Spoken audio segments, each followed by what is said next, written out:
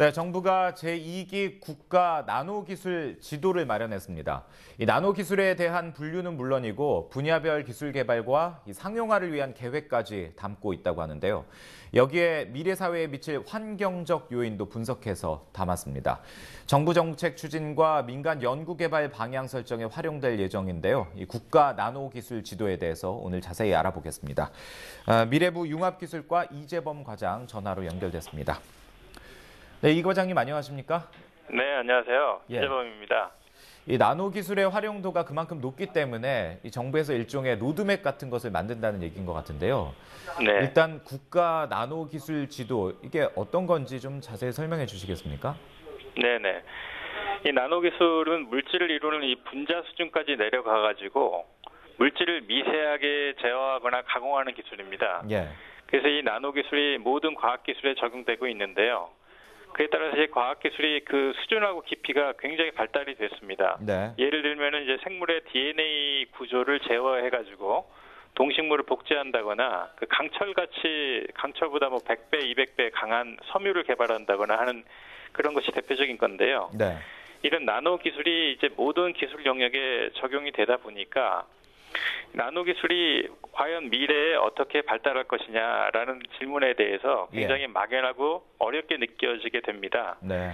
그래서 저희 정부로서는 이제 이 정부나 민간 쪽에서 연구 개발하시는 분들한테 일종의 앞으로 그 가이드라인을 드린다는 차원에서 매년 한 5년 주기로 이렇게 나노 기술 지도를 만들고 있습니다. 그래서 한 10년 이후의 미래를 내다보면서 네.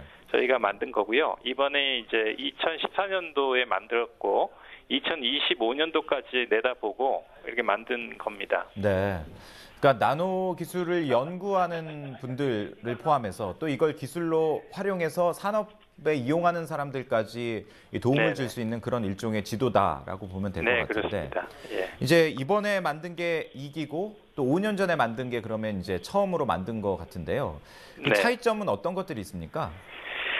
그 지난번 2008년도에 만든 1기 때는 나노 기술이라는 거를 전통적인 분류법에 의해서 그 나노 소재, 나노 소자, 나노 바이오, 나노 에너지 환경, 나노 공정 측정, 뭐 장비 이렇게 5가지로 이제 구분을 해서 하다 보니까 어떤 그 나노 제품이 있으면 그 나노 제품에 들어있는 기술이 여러 가지 기술이 있어요. 네. 그 소재 기술도 있고 바이오와 관련된 기술도 있고 섞여 있기 때문에 그 기술이 도대체 어떤 제품에 어떻게 들어가는지에 대해서 정확하게 잘 모르고 그 한마디로 그 국어 사전 찾아볼 때처럼 이제 기억부터 희읍까지 이렇게 쭉 나와 있는 시기이기 때문에 그 찾기도 어려웠고 이용하기가 쉽지 않았다는 그 단점이 있었습니다.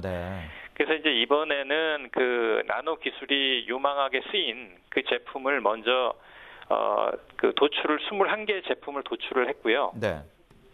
그리고 그 21개 제품이 들어가는 그 5개의 유망 산업군을 이렇게 도출을 해갖고 쉬운 좀 더 이렇게 찾아보기 쉬운 나노 기술 지도를 만들자는 취지에서 만들었고 이 과정에서 그 저희뿐 아니라 산업부에서 일하시는 연구개발 프로젝트 매니저 분들도 광범위하게 참가를 했고요. 네, 대학하고 또 연구계에 계신 한 100여 분에 이르는 그 교수분들 또 연구진이 참가를 했습니다. 그렇군요. 이제 국가가 만드는 그 나노 기술 지도이기 때문에 이게 국가 정책과 연계된 어떤 전략적인 로드맵이다라고 봐도 될 것 같은데요. 그렇다면 여기에 담긴 그 주요 내용들은 어떤 것들이 있습니까? 좀 전에 말씀드린 그 21개 제품군을 2020년 이후에 시장 창출이 가능한 시장이 그 창출할 수 있는 그 조기 시장 창출형 제품군하고 그다음에 좀 시장은 좀 그 이후에 나올 것 같지만은 개발이 되면은 그 신산업이 창출될 수 있는 제품이 어떤 제품군이 있느냐. 또 원천 기반 기술을 그 확보해야 될 어떤 제품군이 뭐냐 이렇게 3가지로 그 21개 제품군을 분류를 했습니다. 그래서 그 조기 시장 창출형에 해당되는 그 제품군을 선별을 한 다음에 이거는 기업하고 민간이 주가 돼가지고 정부 예산이 아니고 이런 분들이 개발을 이렇게 주도하는 것이 바람직하다 이런 그 전략이고요. 그 신산업 창출형은 그 그 신산업 창출형하고 이제 원천 기반형은 정부의 역할이 이제 중요합니다. 예. 그래서 신산업 창출형 제품군에 속하는 것은 이제 중장기 중점 투자를 이제 하다가 꾸준하게 하다가 시장이 형성되면은 집중 투자를 해가지고 그 적게 시장에 진입하는 전략이 필요하다. 예. 그다음에 원천 기반형 같은 경우에는 이제 그 한약의 보약 같은 역할을 하기 때문에 이제 기술하고 시장 환경을 주시하면서 장기적으로 꾸준하게 일정 규모 이상의 예산을 투입해 나가는 게 필요하다. 이제 이런 전략을 가지고 그 각각에 해당하는 그 제품군에 대한 나노 기술 개발을 하게 되면 되겠습니다. 예, 그렇군요. 과장님 말씀을 들어보니까 이제 민간이나 그 개인이 주도적으로 좀 해야 될 부분도 있고 정부가 나서서 이제 지원해야 될 부분도 있는 것 같은데 네. 그렇다면 끝으로 이번에 마련된 나노 기술 지도가 그 미래 사회에는 어떤 역할을 줄 것으로 전망하십니까? 네네. 이 나노 기술 지도는 이제 각 정부 부처 또 민간 연구계의 그 중장기적인 R&D 전략하고 방향성을 이제 제시하는 역할을 합니다. 예. 그래서 이 나노 기술이 기존의 이제 물리적, 화학적, 생물학적 특징 이걸 대폭 개선하는 기술이기 때문에 예. 이 기술을 이용해서 저희가 그 지정했던 그 전략 제품과 산업으로 이어질 경우에는 고급 전문 일자리가 이제 많이 만들어질 것이고요. 네네.